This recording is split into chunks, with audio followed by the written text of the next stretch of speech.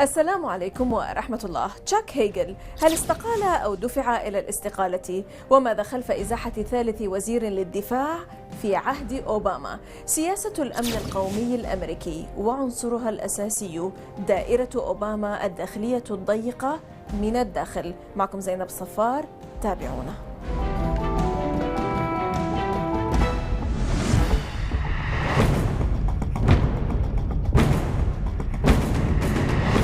هو الخبير في الشؤون الاستراتيجية ومعلم من يسمون اليوم الدائرة الداخلية الضيقة المقربة من الرئيس الأمريكي باراك أوباما. إنه البروفيسور مايكل فلاهوس، أستاذ برنامج دراسات الأمن العالمي في كلية الفنون والعلوم بجامعة جونز هوبكنز الأميركية منذ عام 2011. حتى الأمس القريب كان فلاهوس أستاذاً في قسم الاستراتيجية والسياسة بكلية الحرب البحرية الأمريكية.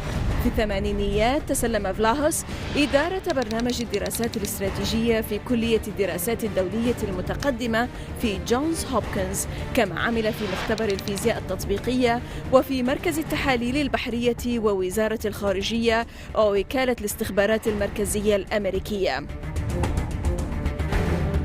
مايكل فلاهوس المعلق في شؤون الخارجية الأمريكية وقضايا الأمن القومي، كيف يقرأ الخروج المفاجئ لوزير الدفاع الأمريكي تشاك هيغل الذي يطرح باستقالته من منصبه تساؤلات عديدة، ولا سيما أنه عندما رشح إلى قيادة وزارة الدفاع وصفه بعض صقور الإدارات الأمريكية السابقة بالرجل الذي سيغذي السياسة الخارجية الأمريكية بما تحتاجه من أهمية استراتيجية، إلا أنه وكما اثنين سبقاه في الوزارة نفسها ما لبث أن ذهب قبل انتهاء مدة خدمته.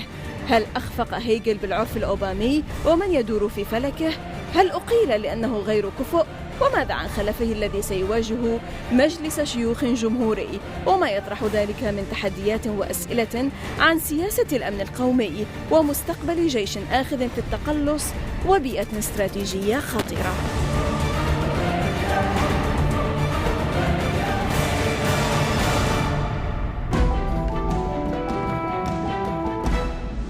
Professor of Strategy at Johns Hopkins University and National Security Commentator, Dr. Michael Vlahos, welcome to the Inside, sir. Thank you for having me. Well, Guardian reporter Glenn Greenwald, who later broke the Snowden NSA stuff, said on the nomination of Hegel last year, Hegel is one of the very, very prominent national politicians from either party who has been brave enough to question and dissent from the destructive bipartisan orthodoxies on foreign policy. And if this nomination actually happens, this will be one of Obama's best appointments and boldest steps of his presidency. Also, former Carter National Security Advisor Zbigniew Brzezinski said Hegel would infuse into our foreign policy what is very much needed, that is strategic significance. That is to say, a preoccupation with the problems that we're slowly, collectively sliding into. Also, former Secretary of State Colin Powell called Hegel superbly qualified, claiming he'd do a great job as Secretary of Defense. Yet, in a surprise move, Chuck Hagel resigned. What was the reason for such a step? Was the step voluntary done, or was he pushed into it under duress? And why now?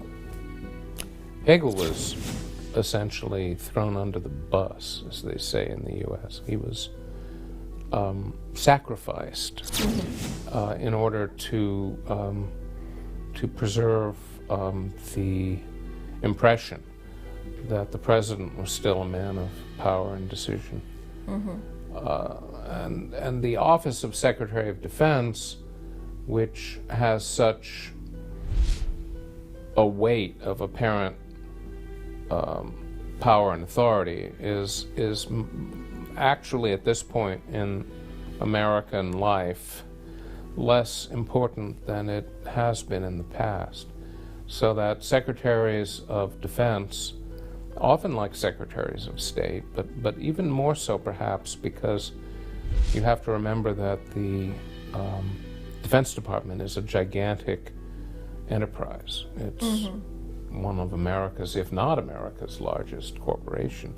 And so you have well over 1 million, nearly 2 million people to manage, and the office of the Secretary of Defense is essentially that of a program manager, not someone who operates necessarily at the center of strategic decision making, although a very forceful secretary can do that. So Hegel stepped into a position that was not necessarily as central to the formation of American strategy as it might have been in the past. For example, but why not that essential today? I was about to say, when someone like Robert McNamara was Secretary of Defense, he was there with the president. But at that time, the secretaries of the 50s and 60s were also, the best of them, that is, very close to the president. And one of Senator Hegel's difficulties was that he wasn't particularly close to President Obama. Because he was a Republican, you mean? Not because he was a Republican, it's just he wasn't part of the group. Of the inner circle. Yeah, he wasn't part of the group. And from what I've heard or read, President Obama is, shall we say, a bit aloof anyway. So there was that hurdle to be leaped over, and he didn't manage to do that. But it seems that there is a problem in the Department of Defense, because he's not the first one to resign. I mean, he's the third one during the Obama administration. Well, there is a sort of mini tradition among recent Democrat administrations in nominating a titular Republican Secretary of Defense. Sometimes that works, sometimes it doesn't. But it may look good, but it doesn't necessarily guarantee that the Secretary of Defense is going to have a close relationship with the President. And President Obama did that by keeping Bill Gates on initially. And I think part of the problem is simply that over recent times, the heart of strategic decision-making, especially in Democrat administrations, has essentially, migrated to the West Wing in the National Security Council. So you have an intimate but very small trusted group making the larger policy decisions, and the secretary being a front man and a manager. Is it, an attempt by President Obama to weaken this department? No. On purpose? No, it's not. No. Why not bring somebody who is strong enough from the inner circle of Obama? I'm not sure why that would be. I don't think that that's the way things are done. But what you 3 defense secretaries. But what you have here is an act of theater to prop up the president's political stature, to limit the damage that has been done by the impression, especially whipped up by Republicans, that he has failed at his job, that he has somehow given the sack, let down America and the world and the whole notion of American world leadership by not having a sufficiently strong and powerful strategy. So to basically create an act of theater where he ritually dismisses the Secretary of Defense is a kind of cleansing where he says, look, the agent of weakness is gone, and now we can move ahead more strongly. But and it makes him look like he's in charge. Dr. Vlahos, why now? Well, taking this step? The American strategy seemed to be caught flat-footed and incapable of effective response with the emergence of Daesh. And so what is we it call... because, they said, that the former Secretary of Defense, Hegel, could not cope with ISIS and could not, for example, as the White House said that Right. he was incompetent in handling the Department of Defense, especially in failing to react to ISIS. Well, I'm not How far sure is the that White true? House said that as an officially attributed judgment on Hegel. I think this is part of the problem that Hegel faced as Secretary of Defense. Now, because decisions are made within the in-crowd at the White House and the National Security Council. We will talk further about that later. There were people there who didn't like Hegel, who patronized him, who thought he wasn't the smartest guy or the brightest bulb, and were ready to stab him in the back. So I think from the very beginning, Secretary Hegel felt extremely set upon and had no place he could turn and did not have a strong relationship with the... And Hegel, unfortunately, was not in a position to build upon his office because he had arrived at the Defense Department already in such a weakened position. And here, the Republicans, who were rabidly eager to destroy the Obama administration, really savaged him in the confirmation hearings. And they weakened him by working successfully, as it turns out, sadly, to look not in charge and not really competent. They embarrassed him in front of the nation and the world. And that really put him in a position where he started from a position of weakness. And, you know, this is interesting that Republicans would do this, as it were, to one of their own, but they had a bigger target in mind, which was the president. Yeah, the American leaders, the president and his inner circle, were inclined into accepting that removing Assad would just disempower ISIS, or Daesh, as you say. Fortunately, there are other powerful powers like former Hegel and Dempsey, who said that, you know, well, removing Assad is not going to disempower ISIS. On the contrary, it would simply make ISIS take over. So maybe because of such kind of stances that, you know, they were, he was adamant that removing Assad is not the solution now for removing ISIS. Well, he wasn't exactly completely in step with the White House, but it's not clear to me, looking back at that period that you refer to, that the White House really had a good sense, first of all, of what was going on in and around Syria, but second of all, of what they wanted to do about it.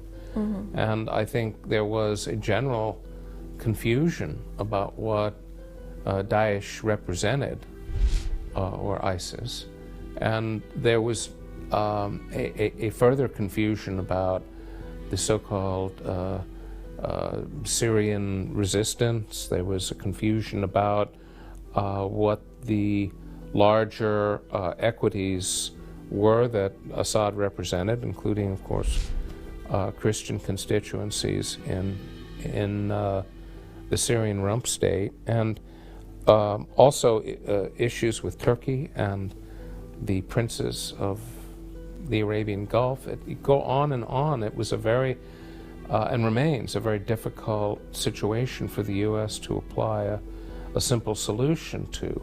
But the simple solution was what the White House was promoting. This was some time ago. And they had to pull back from that. And I think right now, not just the White House, but the entire national security and foreign policy establishment of the United States is trying to come up with a narrative of what the United States should be doing in Syria or with Syria and the region as a whole, in order to demonstrate the political needs and objectives that the American people expect, namely American leadership. And the United States, I think it's fair to say, has not figured out what its narrative is going to be. Whatever reality exists in the flux that is Sunni Arab Islam and Shia Arab Islam today, there is no agreed upon consensus narrative in Washington about what the U.S. role should be, what U.S. strategy should be. And I don't think that will be sorted out until the primary campaign for president. And I think that's essentially what the U.S. is going to work out in its domestic politics. In other words, it's going to use the primary campaign to come up with a narrative for what it should do eventually when a new president takes office in 2016. And I think President Obama is simply playing out the time that's left. He isn't in a position right now to create a narrative, to bring it to a successful conclusion. He's just buying some time. Well, he has to, because we don't know what we want to think about it. That's how bad the situation is for the U.S. Right. Dr. Flahaus, we're going to stop now for a short break, but then afterwards we'll be talking and discussing the national security policy of Obama and Obama's inner circle, but after the break. إذن فاصل قصير ونعود. لا تذهبوا بعيدا.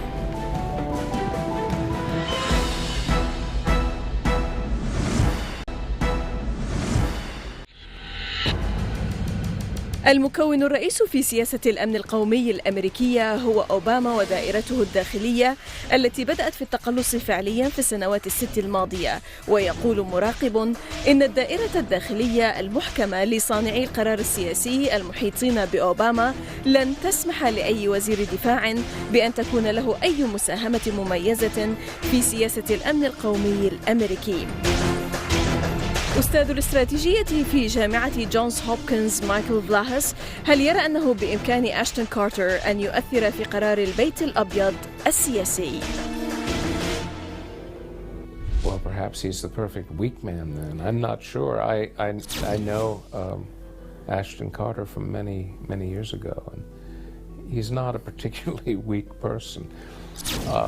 But I think does he fit this criteria, so to say? Well, he fits the criteria, perhaps, of a highly competent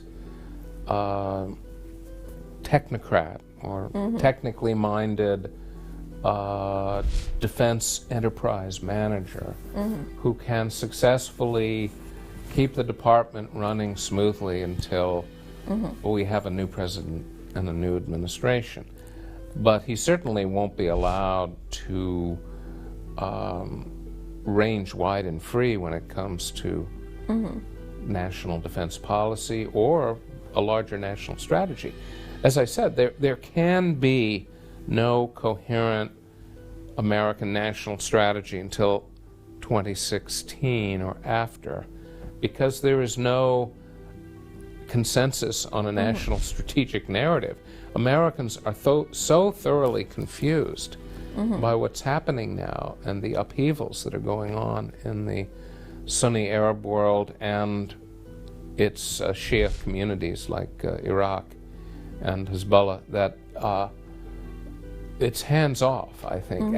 And I think that sense of being confounded is reinforced or played out in practice by America's reliance on an air power campaign. In other words, we're so hands-off right now that the only way we feel we can intervene in the situation is from above, in a very kind of detached way. Allow me here to go back to an incident when Prince Bender, upon meeting Russian President Putin last year, he said, quote, "I can give you a guarantee to protect the Winter Olympics in the city of Sochi on the Black Sea.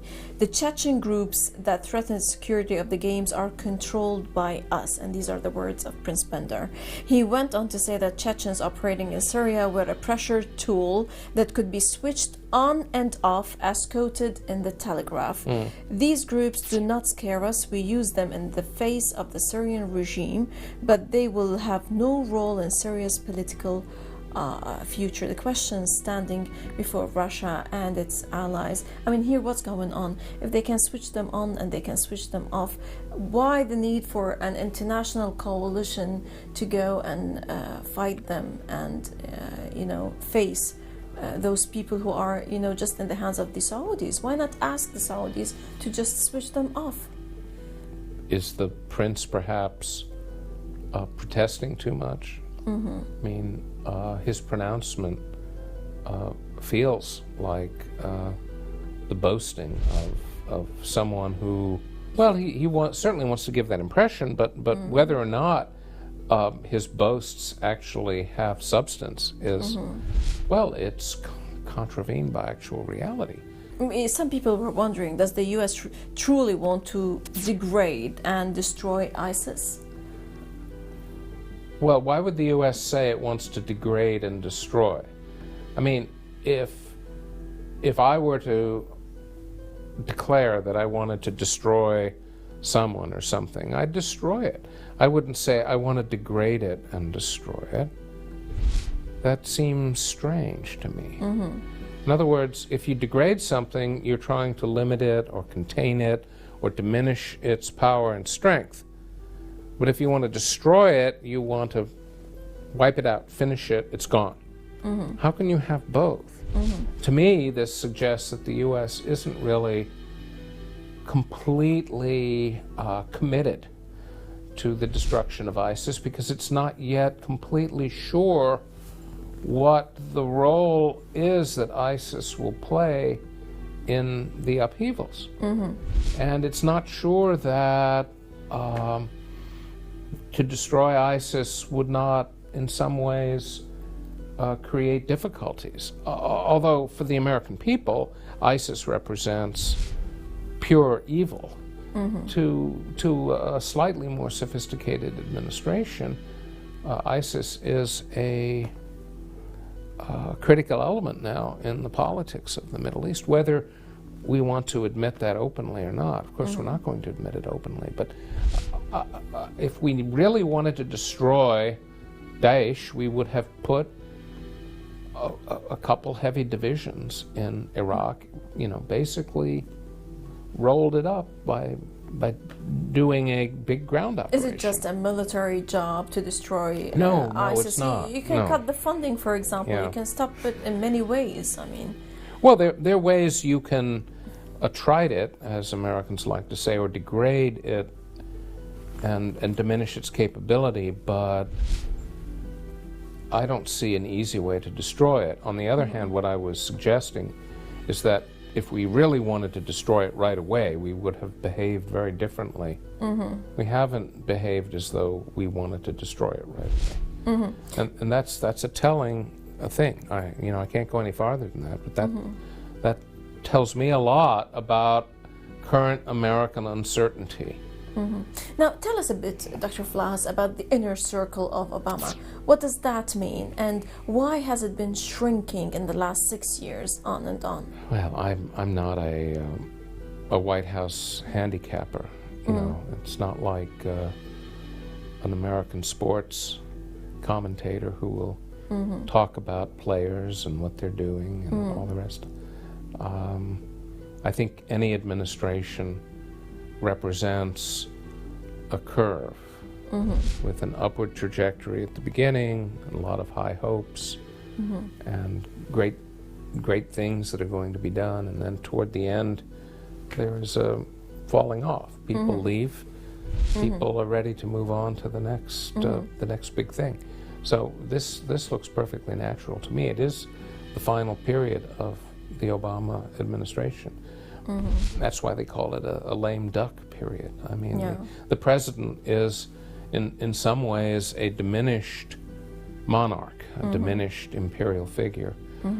Still has capability and power, certainly, and the ability to do certain dramatic things by fiat, but Ashton Carter the new defense secretary is going to face many challenges, among them that the Republicans are going to it's going to be a Republican Senate, and there's going to be many questions regarding the national security of the U.S. and the future of a rapidly shrinking military. I mean, the fact is that the American military is not rapidly shrinking. It's very slowly, ever so slowly contracting. But this is quoted in the press. Of course. The American press is as susceptible to extravagant hyperbole as anybody's press. But the fact remains that programmatically, and also in the battles within Congress, the defensive actions of the military services to hold on to what they have are tenacious and reasonably effective. Only the Army so far is giving up a lot of people. But yeah, the cuts will continue or not. I guess I want to emphasize as strongly as I can that the period in which you have a transference of energy from what the White House does to the intense theater of the presidential primary is where you're going to get the first glimmers of what American defense policy and American strategy will be in the next administration, whether it's a Republican or a Democrat who's elected. The fact is, the Republican and Democratic primary campaigns, with all their debate battles, will form a kind of process of sorting out and packaging what America thinks about the world, including the world of Islam, and what we want to do going forward. And so by the end of this primary process, you'll have a pretty good narrative established. That narrative is the same as the strategy. And the rhetoric of that narrative is what you can, as they say in the U.S., take to the bank as what the next president will probably use as the foundation for their policy. Right, Professor of Strategy at Johns Hopkins University and National Security Commentator, Dr. Michael Flaahous. Many thanks indeed for joining us. Thank you. You're most welcome, sir. إذا لقاء جديد في الأسبوع المقبل مع ضيف جديد وقضية جديدة، ودائما من الداخل. المزيد من التواصل بريدنا theinside@almayadeen.net، وصفحتنا على الفيسبوك من الداخل، وللتغريد على تويتر. من كل فريق عمل من الداخل من كل الميادين، السلام عليكم ورحمة الله.